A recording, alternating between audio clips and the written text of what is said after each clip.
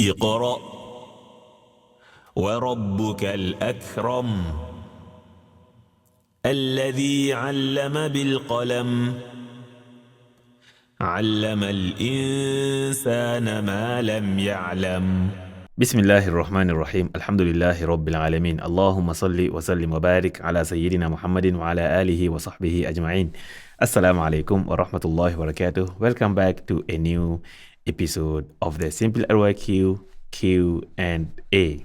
At the same time, this is episode number 116 of Surah al-Baqarah. SimplyRYQ Surah al-Baqarah is going to also be episode number 10 of SimplyRYQ Q&A. How are you doing, my good friends, my beloved ones, my companions in the journey of mastering the Quran? For the good ones, we started SimplyRYQ, probably Amma Practical Tajwid series, and after that we did SimplyRYQ Surah al-Mulk, for those who can remember. And by Allah's will, we also resumed with Surah al-Baqarah, and now we have gone this far to episode number 116 today, this particular episode. And in the pipeline, we are doing Amma, juz number 29, and also soon we will be starting recording Surah al-Kahf. Of course, we did Surah al-Fatihah also. So I pray that Allah subhanahu wa ta'ala keep us in the companionship of the Quran in dunya, and also grant us the intercession of the Quran in akhirah. May we be among those who will be granted free access, free admission to Jannah. Allahumma, Allahumma, Ameen. All right, today we are having a new Q&A, which started as learning on the go. So SimplyRYQ Q&A. And by Allah's will, we will be having session number 10, episode number 10. And today we have one single item. And the item reads, What do you say about stopping or punctuating in the middle of verse number 7 of Surah al-Fatihah? Surah al-Fatihah, Bismillahir Rahmanir Rahim, Alhamdulillahi Rabbil Alameen, Ar-Rahmanir Rahim, Maliki Yawmiddin, Iyyaka na'budu wa Iyyaka nasta'in, Ihdinas siratal mustaqim, Siratal ladhina an'amta alayhim, Ghayril maghdubi. This is the verse number 7.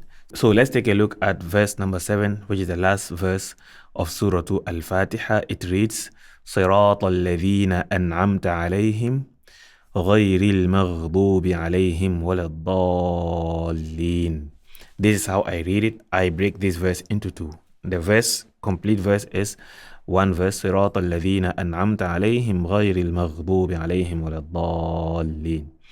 And this particular question has popped up because there are opinions, or there is an opinion which goes to the extent of like forbidding it, making it impermissible for you to read Sirat al-Ladhina an'amta alayhim, stop here, and then proceed without going back by saying, if you stop like we do Sirat al-Ladhina an'amta alayhim غير المغضوب عليهم ولا الضالين. To them, that those who have that opinion, you cannot do this. It is wrong to do that since there is no punctuation, meaning that this is not end of a verse. To them, you cannot do that. But I humbly beg to differ. There's nothing wrong with that at all. In that opinion, if you are to apply that opinion, you have to صراط الذين either one breath, صراط الذين أنعمت عليهم غير المغضوب عليهم ولا الضالين. That is if you have enough breath to do that. If you cannot, in that opinion, you have to stop and then go back and pick up. صراط الذين أنعمت عليهم غير المغضوب عليهم غير المغضوب عليهم ولا الضالين. This is, to be fair, this is the conventional way of how one should read, especially if one doesn't know the meaning of what he's reading, or he cannot see any punctuational suggestion which he can follow. So this is the conventional way to do it. But anyone who has been following any of SimplyRYQ, he knows that we don't follow that.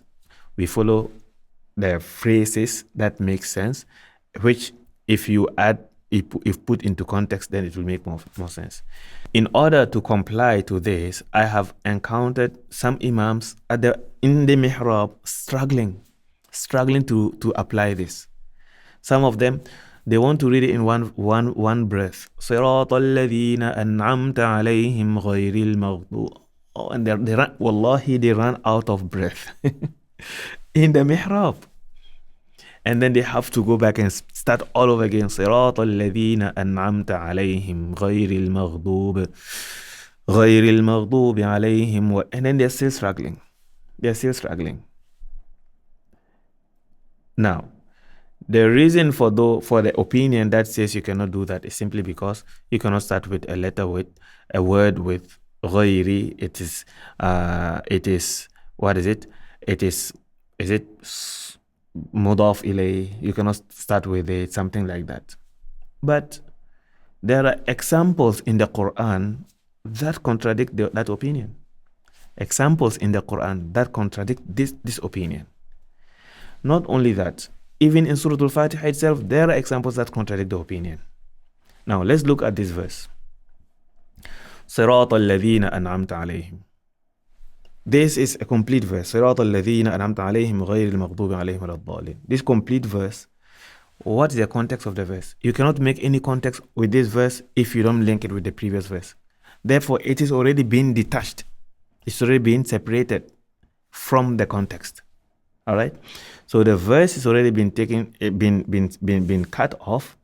Therefore, in order to understand this verse on its own, you have to connect it to something before it. صراط الذين أنعمت عليهم غير, the path of those you have blessed, not those whom those al-maghdubi alayhim, the one who have earned your anger, nor those who have gone astray. What is the meaning of that? What's the context? You have to go back. Ihdina as-sirat al-mustaqim, guide us to the straight path. Even with that, Ihdina as-sirat al-mustaqim, sirat alladhina an'amta alayhim, even from there to here, the context still is incomplete. Ihdina as-sirat al-mustaqim, guide us to the straight path. Who are you talking about? Who are you talking to? Maliki yawmiddin. Maliki yawmiddin. So Surah al-Fatihah is together to give complete meaning. So when we say, oh, غير المغضوب عليهم, it's not the beginning of a complete sentence. صراط الذين أنعمت عليهم also is not the beginning of a complete sentence.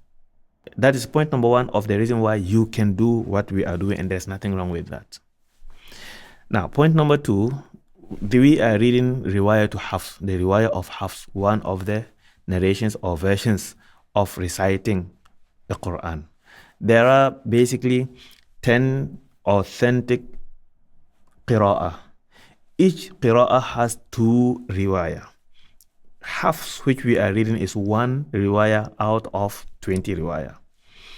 The other sibling of Hafs is Shu'bah. Shu'bah and Hafs, they all read verse number 7 of Surah al-Fatihah the same way. Now this is verse number 7. Sirat al-Ladhina an'amta alayhim, to the end is verse number 7. Now let's compare this verse number 7 to different riwayah and see what we get. And we are going to compare it to 3 different riwayah. Take note of this. This is Sirat al-Ladhina an'amta alayhim ghayri al-maghdubi alayhim wala ad-dallin. Qira'at Asim, riwayah to Hafs here, or even riwayah to Shu'bah, they read it the same way.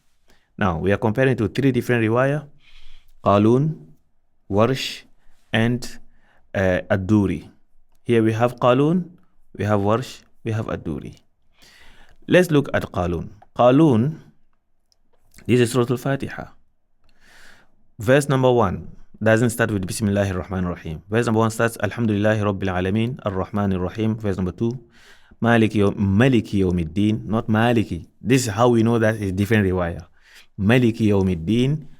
Verse number 3 Iyyaka na'budu wa iyyaka nasta'in. Verse number 4 Ihdina as-sirata al-mustaqim. Verse number 5 Sirata alladhina an'amta alayhim. Verse number 6 Riwayat Qalun, Sirata alladhina an'amta alayhim is an end of a verse. غير المغضوب عليهم is a beginning of a verse, meaning the Prophet ﷺ read it that way. Now, that is Qalun. The other sibling of Qalun is Warsh. So let's take a look at Warsh. Warsh is the same thing.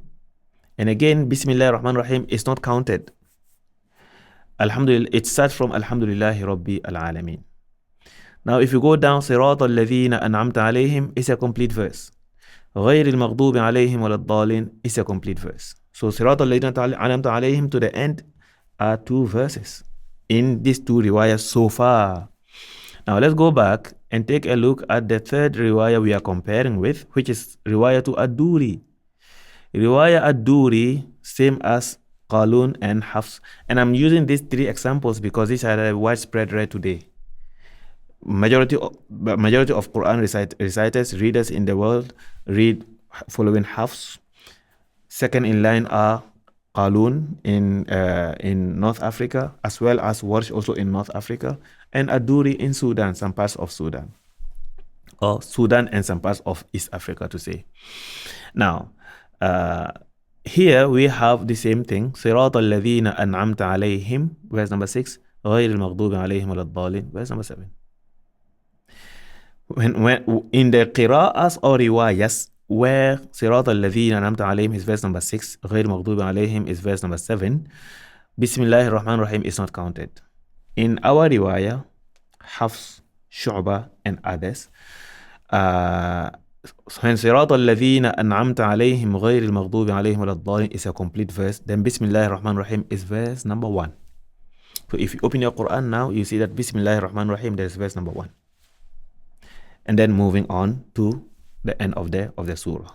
So now this is reason number 2 or evidence number 2 that shows that there's nothing wrong to read it Sirat al-Ladhina an'amta alayhim and stop غير المغضوب عليهم ولا الضالين.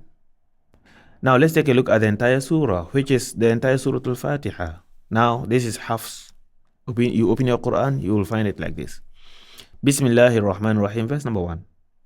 Alhamdulillahi Rabbil Alameen, verse number 2. Ar-Rahmanir Rahim, Maliki Yawmiddin, Iyyaka na'budu wa iyyaka nasta'in, Ihdinas Siratal Mustaqim, Siratal Ladhina an'amta alayhim. So their argument is that Siratal Ladhina an'amta alayhim, if you stop here, غير المغضوب عليهم, غيري, you cannot start with غيري because غيري is not mubtada and what have you. Ar-Rahmanir Rahim, Ar-Rahman Rahim. So even from Surah al-Fatihah itself, there are evidences that shows that there's nothing wrong with this. When you say Ar-Rahman Rahim, the most merciful, the beneficent, the merciful. What does it mean? It doesn't give any complete sentence until it is put in context. Alhamdulillahi Rabbil Alameen. Lillahi Rabbil Alameen. Who is Ar-Rahman Rahim? Alright? So the same thing applies here. Sirat al-Ladhina an'amta alayhim. There's nothing wrong with that at all. In Surah al-Fatihah, we have examples that shows that there's nothing wrong with that. And in the Quran, it's already endless. Endless examples in the Quran. The problem we have is, of course, you will come across very prominent scholars. And they are scholars. They are my teachers. They are even teachers of my teachers who insist that you cannot do what we are doing here. It is their opinion. Yes, just because they are saying doesn't mean that that is how it has to be. All right. So with all due respect, yes, there's nothing wrong to apply what they are doing, but we shouldn't. That doesn't become the final word. That is exactly what the Prophet said. Yes, if anyone wants to say that the Prophet insisted that way, then they must show proof. As long as there's no proof, it's an opinion, it's jihad. We have to deal with it with respect. All right. So just because we are advocating, if that's the word, that yes, you can read, comfortably, Sirat al-Ladhina an'amta alayhim, and there's no need for you to go back. Just proceed. غير المغضوب عليهم ولا الضالين. Just because we are advocating, because it's easy and simple. And it doesn't change anything at all. At the end of the day, you still have to put everything in context in order to make sense of what you are reading, right? Just because we are promoting this does not mean that when someone holds onto the other opinion, we should say, you are wrong. No, we don't do that. We don't do that. Let people, as long as this doesn't determine how Muslim one is. This doesn't affect one's iman. So if anything is going to affect one's iman and kick him out of the fold of Islam, that's where things can be serious. But in this kind of minor differences, we should be flexible. All right. So don't impose your opinion on others, and we should also not expect others not to impose their opinion on us and make it the end of the world at the end of the day. So I hope this answers the question of what do you say about stopping or punctuating in the middle of verse number 7 of Surah al-Fatihah. This was a very good question, especially the fact that it has been promoted in a way that it makes it difficult for someone who wants to read the Quran in an easy, simple, and yet acceptable way to hold on to it. So I hope this comes to boost your confidence and also bring more clarity. I'm sure clarity there has been clarity, but to bring more clarity and also give us more evidences. All right.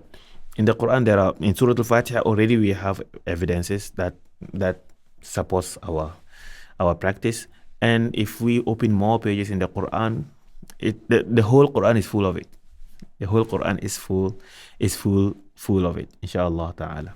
So with that, we have come to the end of today's SimplyRYQ Q&A episode, in the hope that we will meet in the next SimplyRYQ Q&A. Until then, please feel free to leave down your questions in the comments or send them to me, and inshallah I will highlight them. The more relevant they are, the faster they will be highlighted, inshallah ta'ala. Until the next, I leave you in Allah's protection. See you in Jannah. Wassalamu alaikum wa rahmatullah. اقرأ وربك الأكرم الذي علم بالقلم علم الإنسان ما لم يعلم